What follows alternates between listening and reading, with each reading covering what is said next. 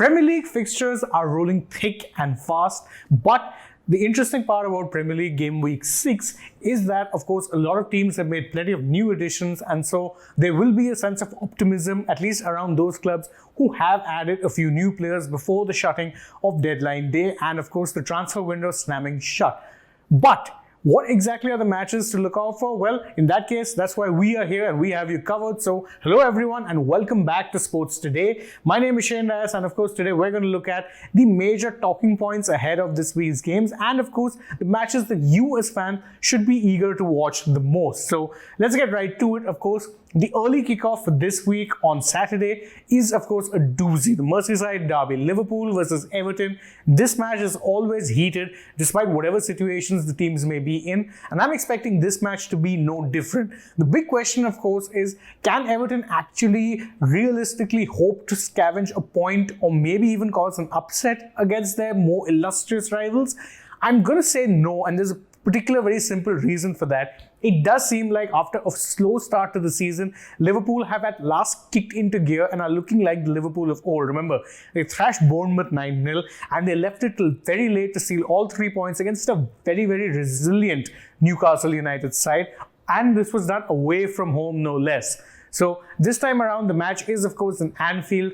I don't think Everton are going to be standing much of a chance, even though as we know they have made a few new additions. But it is football after all. Stranger things have happened. One thing I will tell you to keep an eye out for is if there's any fireworks between the managers, Jurgen Klopp and Frank Lampard. Remember, the two did clash quite often when Lampard was managing Chelsea, and it wouldn't be the most surprising thing in the world to see a few more fireworks. Both are fiery, passionate, animated characters. We could very well be in for Tuchel v Conte 2.0.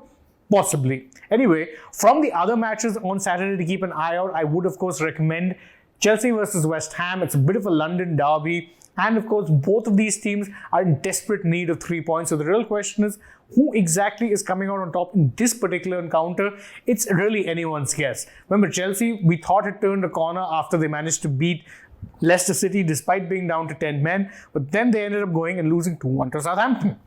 West Ham, on the other hand, started the season with 3 straight losses but have now actually clawed their way back quite well because they got a decent result against Tottenham. They also beat Aston Villa. So really this as a match very much up for grabs. Of course, you'd want to give the slight advantage to Chelsea because of course the match is being played at Stamford Bridge. But really this is one of those unpredictable matches and it's one of the reasons we enjoy watching the Premier League.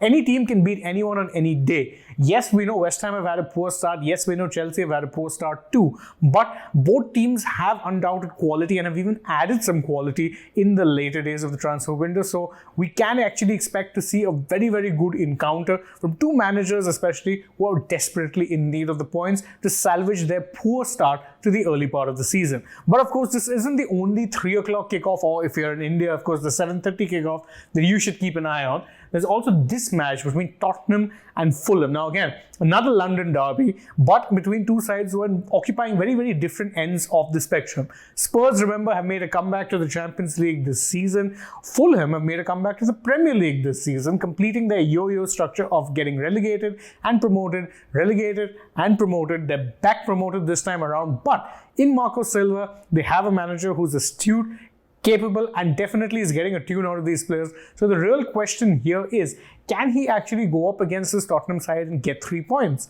And I would venture to say that yes, he can cause an upset. Why is that the case? Because Spurs, despite the fact that they've got some wins this year, they haven't quite started off in the most impressive fashions. Too often, their attacking play can look a little dull. That's not being helped by the fact that obviously one of their main players, Son Heung-min, is not really finding much form.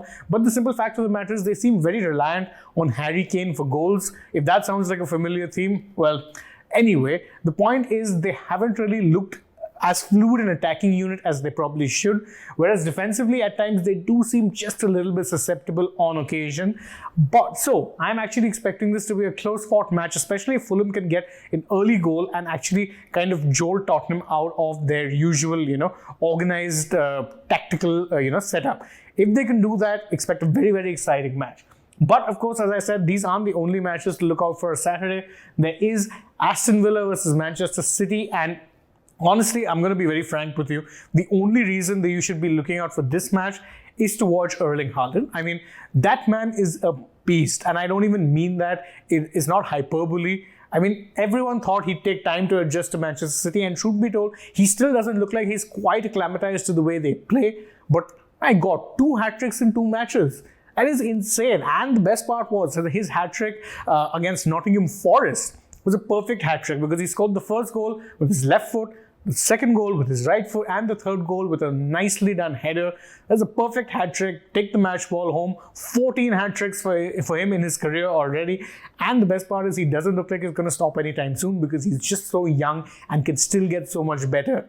So this would be the obvious reason, although I think Aston Villa would hope that they can, kind of end up reigning in the parade of the reigning champions. But again, Villa have had a very poor start to the season. There's a lot of question marks over manager Steven Gerrard's future. There's a lot of question marks over how good or how bad the squad is, how well prepared they look. So I think if you're a Villa fan, this match against City comes at the worst time possible for you because, again, the citizens look like they're flying. Villa, on the other hand, look like they're going straight down to the championship, or at least, at the very least, are up for a relegation fight, which is not where they expected to be at this time of their Premier League's return. They expected to be up and about the mid-table or in the top half of the table. That hasn't happened, and they may still turn things around, but it's probably not happening this weekend against Manchester City. However, for me, the biggest match of this weekend has to be the Super Sunday encounter between Manchester United and Arsenal, and the real question here is, can Manchester United actually put an end to that undefeated run that Arsenal have gone on? Remember, Arsenal have played 5 games. Arsenal have won 5 games. Again, we can make all the jokes about the invincibles that you like, but the simple fact of the matter is they've made a very, very good start to life in the 2022-23 season, and at this point look dead certified for a top 4 finish, which of course would complicate life for a lot of clubs, but it's testament to the kind of work that they've put in the past few seasons. Manchester United, at this point, I would say, are embarking on a similar rebuild that Arsenal had with Arteta when they hired him in the 2019-20 season. But, of course, Manchester United, mitigating circumstances, they are better off financially. And what's more is, in Ten Hag, they have a manager who's far more experienced than what Arteta currently is. So the key, of course, for United will be they've made a few new signings. How quickly can they get integrated? How quickly can they start playing the Ten Hag style of football? And how quickly can they actually reverse the kind of inconsistency that they've been known for in previous seasons? Again, if I'm a United fan, I'd say that this fixture against Arsenal comes too soon. But the beauty of the Premier League is that no match is ever really that easy. But enough about what I feel about this weekend's fixtures. What do you guys think? Do let me know in the comments. And of course, don't forget to like the video, share it with your friends, subscribe to the channel if you haven't already. And of course, don't forget to tap the bell icon if you're a subscriber so you know when we're going live or uploading a new video for you guys. Don't also forget to follow us on Facebook, Instagram, and Twitter. And of course, download the AajTak app and check out the website for all the breaking news updates from the world of football, but also the world of sports too. Thank you so much for joining us. As always, I've been Shane Dias. I hope to see you all again very, very soon. But bye-bye for now.